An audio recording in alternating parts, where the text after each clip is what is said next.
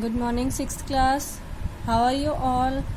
And welcome to SST class. Today we are going to start with lesson 11 of history, the Vedic age.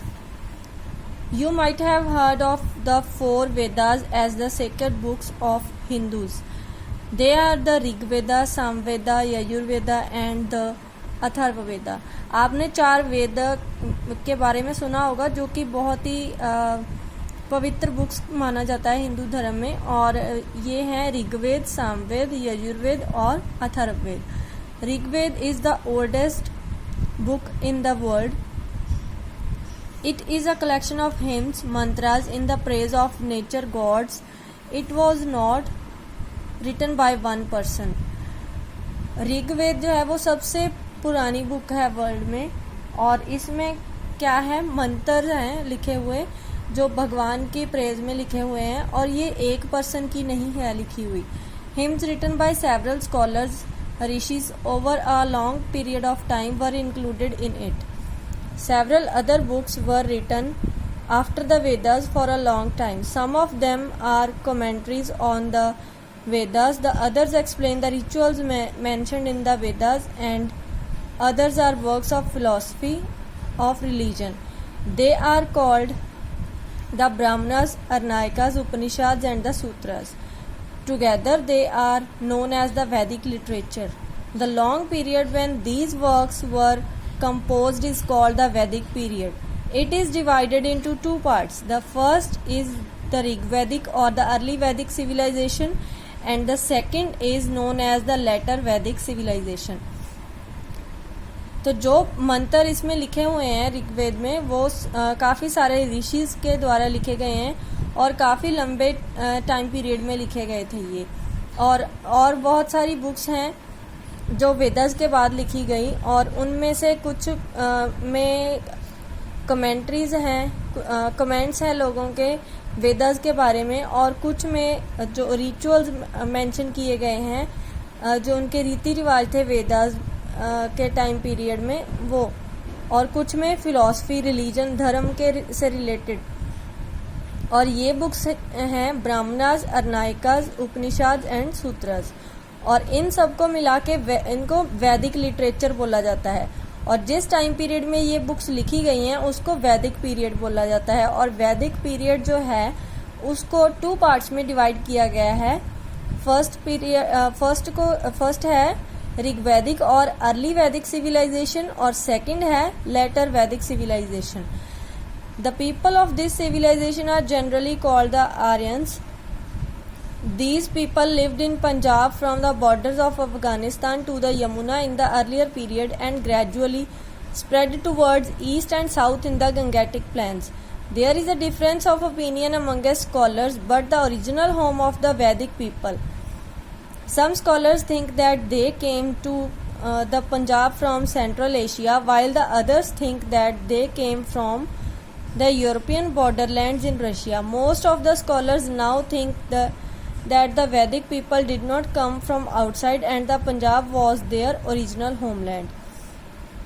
और जो इस civilisation के लोग हैं उनको आर्यंस बोला जाता है, और ये लोग पंजाब में रहते थे, या फिर जो कि अफगानिस्तान के बॉर्डर से लगता था, यमुना नदी के टाइम के पास से, और या फिर ये लोग गंगेटिक प्लेन से आए थे. इनके बारे में ओपिनियन में डिफरेंस आता है स्कॉलर्स में, क्योंकि कुछ लोग कहते हैं कि जो पंजाब है उनका ओरिजिनल होम था, लेकिन कुछ लोग कहते हैं कि वो लोग रशिया से आए थे, यूरोप से आए थे, और इसलिए ये दोनों में डिफरेंस आता है ओपिनियन में. लेकिन काफ़ी सारे जो स्कॉलर्स हैं अब वो मानते हैं कि वैदिक जो लोग जो थे वो बाहर से नहीं आए थे, बल्कि पंजाब ही उनका ओरिजिनल होमलैंड था. We find mention of the rivers like Indus, Sindhu, Jhelum, Vitasta, Chenab, Ravi, Beas, Sutlej, Saraswati, Yamuna and Ganga in the Rigveda. The Saraswati was the most sacred river in the Vedic times. The Punjab was known as Sapat Sindhu or the land of seven rivers after these rivers. और ऋग्वेद में हमें ये सारे reverse के बारे में पढ़ने को मिलता है, इन सभी के नेम आते हैं उसमें।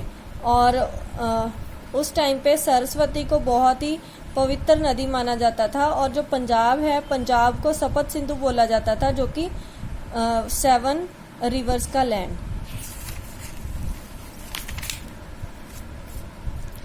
Political life. There were several small tribal states in the early Vedic period. Some of them like Anu, Yadu, Puru, Bharta, etc. are mentioned in the Rig Veda. Later on, states like Kuru, Panchala, Videha and others came into existence. King was the head of the state and was normally succeeded by his son. He was called Rajan. There are references to the election of the king of the people, but normally we find that monarchical system of kingship was prevalent. There were 2 important bodies for the help of the king, probably like the modern parliament. They were called Sabha and Smiti. There were several officers for the assistance of the king like Purohita, Gramini, Senani and others. अब उनकी political life कैसी थी वैदिक लोगों की? वो लोग small tribes में रहते थे, और ये सब उनके जो ट्राइब्स के नेम वहाँ पे ऋग्वेद में मेंशन है, और बाद में इनको स्टेट्स के नाम से ये एग्जिस्टेंस में आई। और किंग स्टेट का हेड होता था और उसको राजन बोलते थे। और वहाँ पे किंग बहुत सारी इम्पोर्टेंट बॉडीज़ थी जो किंग की हेल्प करती थी, जैसे कि हमारे मॉडर्न पार्लियामेंट में होते हैं, और उनको सभा और समिति बोला जाता था। और काफ़ी सारे ऑफिसर्स भी होते थे किंग की हेल्प करने के लिए, जैसे पुरोहित, ग्रामीणी, सेनानी। Social life. The society was divided into 4 divisions called the varnas on the basis of professions. Brahmanas, Kshatriyas, Vaishyas and Sudras. The Brahmanas formed to study teaching and religious affairs. Kshatriyas were warrior class. The agriculturalists and traders were called the Vaishyas, and Sudras formed a servile class.